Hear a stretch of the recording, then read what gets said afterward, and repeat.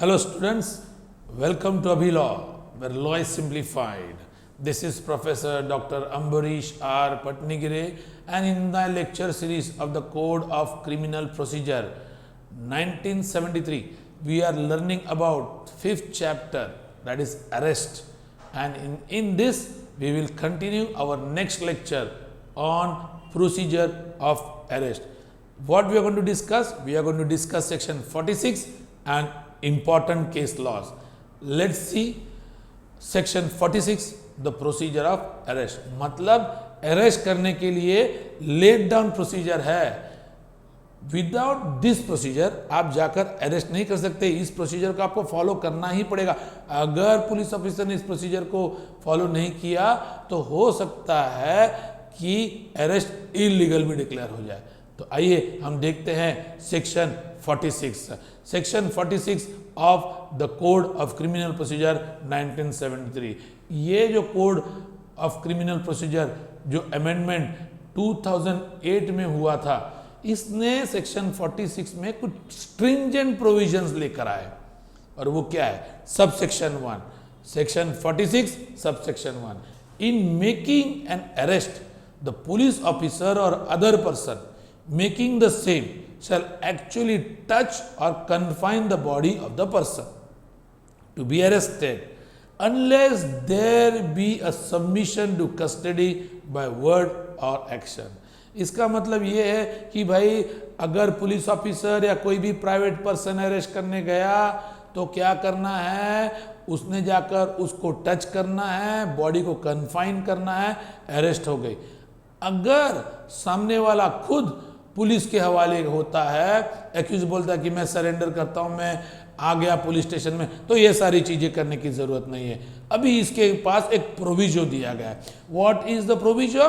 Provided that where a woman is to be arrested unless the circumstances indicate to the contrary her submission to custody on an oral intimation of arrest shall be presumed and unless the circumstances otherwise require or unless the police officer is female, the police officer shall not touch the person of the woman for making her arrest. इसका मतलब क्या है? अगर किसी woman को arrest करना है, simple है, फीमेल पुलिस ऑफिसर को ले जाओ.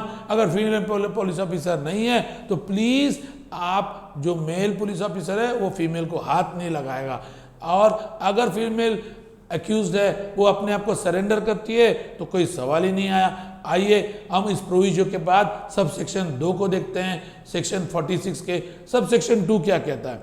If such person forcefully resist the arrest, okay, और attempt to evade the arrest, such police officer or other person may use all means necessary to effect the arrest. मतलब क्या है? मतलब simple है. अगर अरेस्ट करने के वक्त किसी ने रेजिस्ट किया अरेस्ट या भागने की कोशिश की पुलिस के अरेस्ट के पास से, तो police officer will put all it's mean for the necessary of arrest. लेकिन याद रखना है, इतना भी पुलिस ऑफिसर फोर्स नहीं लगा सकता कि भाई किसी की जान जावे. तो फोर्स लगाएगा, अरेस्ट जरूर करेगा. सब सेक्शन 3 को जाएंगे. नथिंग इन दिस सेक्शन, देखिए मैंने क्या बोला था, nothing in this section gives police officer a right to cause the death of the person who is not the accused of an offence punishable with death और imprisonment for life. मतलब अगर cognizable offence किया है लेकिन उसका cognizable offence ऐसा नहीं है कि डेथ या इम्प्रिजनमेंट फॉर लाइफ हो. हाँ, 302 का मैटर है, पुलिस पूरी कोशिश करेगी उसको अरेस्ट करने की. हो सकता है कि इस कोशिश में हो सकता है कि क्रॉस फायरिंग भी हो जाए तो सामने वाले को इंजरी भी हो जाए. लेकिन अगर डेथ का पनिशमेंट नहीं है, लाइफ इम्प्रिजनमेंट का पनिशमेंट नहीं है, तो पुलिस ऑफिसर उतना भी फोर्स नहीं लगाएगी कि एक्यूज को ग्रेव इंजरी हो और उसकी मृत्यु हो जाए. अब हम देखते हैं sub section 4. Save in exceptional circumstances no woman shall be arrested after sunset और बिफोर सनराइज. क्या है? अगर किसी फीमेल एक्यूज को अरेस्ट करना है तो सनसेट के बाद और सनराइज के पहले आप अरेस्ट नहीं कर सकते. मतलब उसको दिन में आपको अरेस्ट करना पड़ेगा.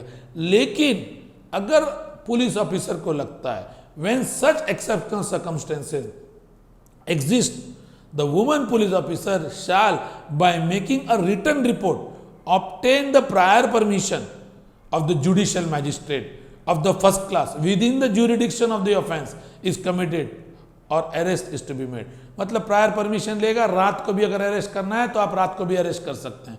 मुझे लगता है सेक्शन 46 ये प्रोसीजर था अरेस्ट का, 4 सब सेक्शन थे, मैंने चारों सब सेक्शन आपको बता दिए। अब हम इंपॉर्टेंट केस लॉ में जाते हैं।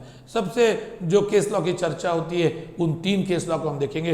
पहला देखेंगे Virendra Kumar Rai versus union of India, 1992 की केस है। यहाँ पर क्या जजमेंट सुप्रीम कोर्ट ने दिया? It was held that arrest need not be by handcuffing a person but could be complete even by the spoken words. मतलब कोई जरूरी नहीं कि हथकड़ी पिनाओ या हाथों को रस्सी से बांधो और अरेस्ट करके लेके जाओ। अगर उसको बता दिया कि भाई आप अरेस्ट हो गए हो तो इतनी बात सफिशिएंट हो सकती है। If a person submits to the custody in case a person resist the arrest or attempt to evade the arrest, then as per section 46(2) of CRPC, force may be used including all other means necessary to effect the arrest.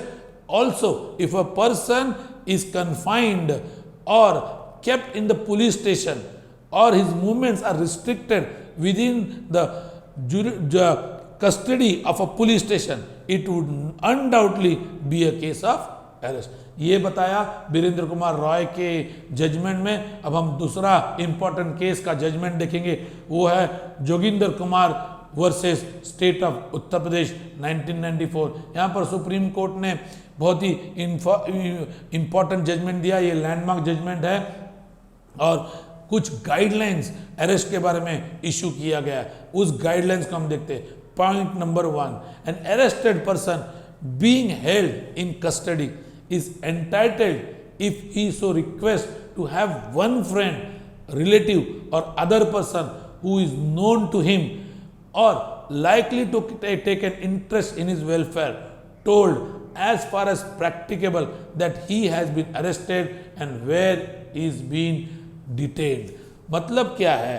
Point number 1 judgement में क्या बताया कि अगर police ने किसको arrest किया और उसका कोई रिलेटिव नहीं है तो उसका जो करीबी दोस्त है जो उसके वेलफेयर में इंटरेस्ट लेता है उसको उनको बताना पड़ेगा, ओके, इन्फॉर्म करना पड़ेगा कि भाई फलाना फलाना अरेस्ट हुआ है। जो हमने देखा 41B में जो अमेंडमेंट आई वो ये अमेंडमेंट थी।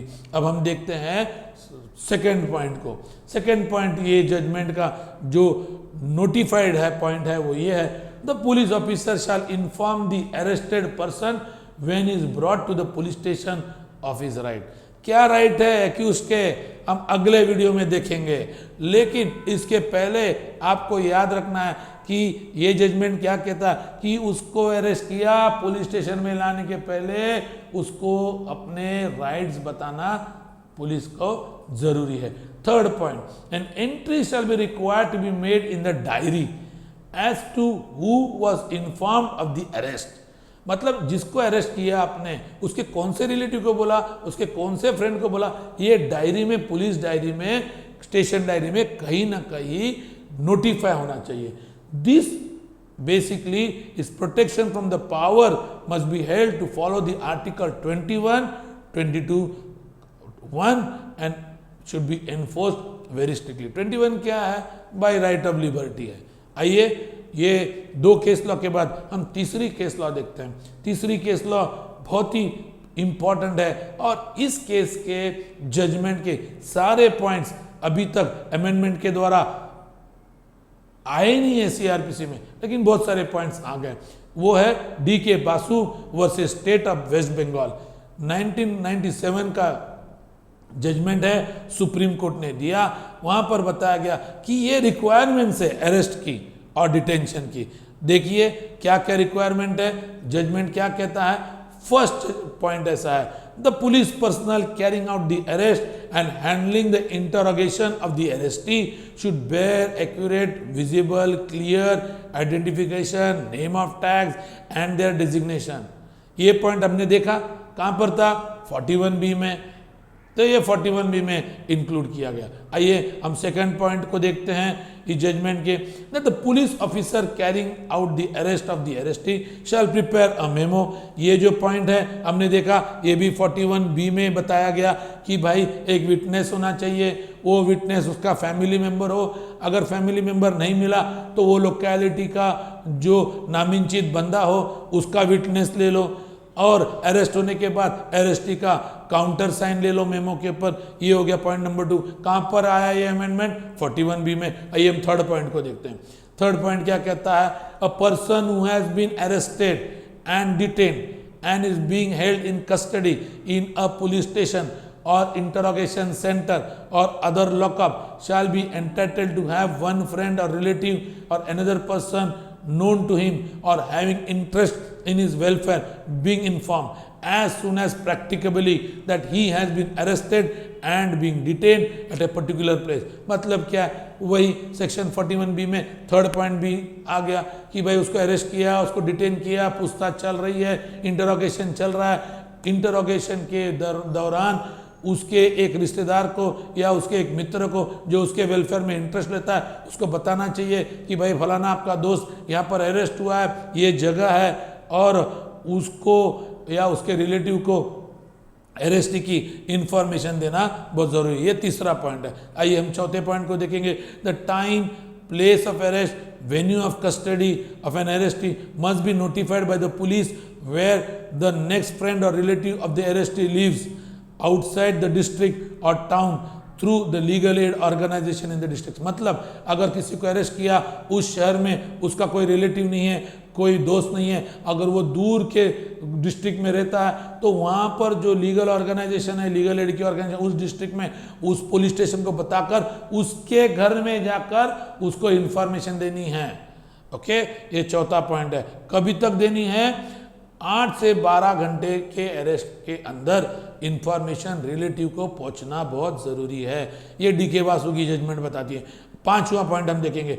The person arrested must be made aware of his right to have someone inform of his arrest और detention as soon as he is put under arrest और इज डिटेन। मतलब उस arrested को बताना पड़ेगा कि भाई किसको इंटीमेट करे, आपके अरेस्ट के बारे में, आपका नजदीकी रिश्तेदार कौन है, प्लीज हमको इन्फॉर्मेशन दो, वो इन्फॉर्मेशन देगा। ये पॉइंट नंबर 5 है। आइए हम छठवें पॉइंट की ओर देखते हैं।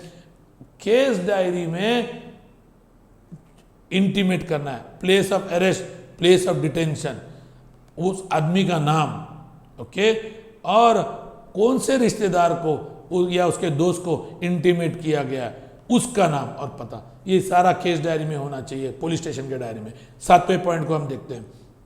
The arrestee should where he so request be also examined at the time of his arrest and major and minor injuries. मतलब क्या है? इंस्पेक्शन मेमो बनाना है कि भाई कहीं चोट तो नहीं लगी, कहां पर चोट लगी है, और सारे चीजें रिकॉर्ड करनी चाहिए। अरेस्टी को जहां पर भी चोट लगी है, अरेस्ट के दौरान अगर उसको चोट लगी है, ऑफेंस के दौरान अगर उसको चोट लगी है, और उसी हालत में अगर पुलिस उसको अरेस्ट कर रही है तो उसकी जो इंजरी है कहाँ हुई, क्या हुई, ये बताना बहुत जरूरी है, लिखना जरूरी है इंस्पेक्शन में, मेडिकल रिपोर्ट में। आइए हम देखते हैं उसका 8वां point. The arrestee should be subjected to medical examination by a trained doctor every 48 hours. याद रखना, डिटेंशन के time, interrogation time, police remand के time, every 48 hours train doctor को दिखाना जरूरी है, और ऐसा डॉक्टर जो अप्रूव्ड डॉक्टर हो, appointed by director health services of the concern state और union territory.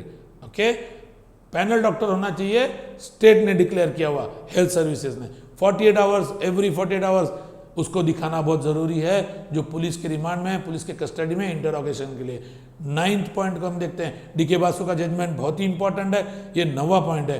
Copies of all document including the memo of arrest referred to the above should be sent to the local magistrate for his record. जैसे arrest हो गया, memo भेजना है। हम जब investigation के procedure में जाएंगे, उस चैप्टर में जाएंगे, पुलिस के पावर्स का, इन्वेस्टिगेशन के जो पावर्स इसमें जाएंगे तब जरूर देखेंगे। जैसे अरेस्ट होता है पुलिस को इन्फॉर्म करना, लोकल मजिस्ट्रेट को अरेस्ट इन्फॉर्म करना 24 आवर्स में ज़रूरी है। तो ये पॉइंट नंबर 9 था। पॉइंट नंबर 10 देखते हैं। The arrestee may be permitted to meet his lawyer during interrogation. हाँ, बहुत से बार आपको लगता है पुलिस जो फिल्मों में दिखाया जाता है कि वकील को मिलने नहीं देते, ऐसा नहीं होता है। एक बार अरेस्ट किया और उसने कहा कि मुझे मेरे लॉयर को मिलना है, तो लॉयर को जरूर मिलने देंगे। During the interrogation lawyer present भी रह सकता है, लेकिन पूरे इंटरोगेशन के टाइम वो प्रेजेंट उसको नहीं रखेंगे। हो सकता है कि कुछ देर के लिए लॉयर खड़ा हो और उसके सामने इंटरोगेशन हो। 11वां पॉइंट जो आखिरी पॉइंट है उसको हम देखते हैं। अ police control room should be provided.